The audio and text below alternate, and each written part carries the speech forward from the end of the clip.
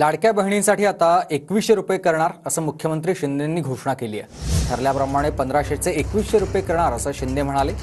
मुख्यमंत्री एकनाथ शिंदे यांनी लाडकी बहीण योजना सुपरहिट झाल्याचं देखील म्हटलेलं आहे। तर बहीण लाडकी आणि विरोधकांच्या छातीत भरली धडकी असंही शिंदे म्हणाले।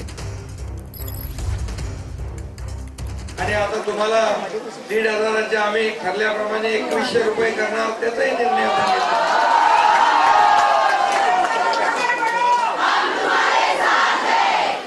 त्यामुळे तुम्ही जो निर्णय घेतला मतदान करताना तो अतिशय यशस्वी झाला आणि खूप मोठा विजय या ठिकाणी।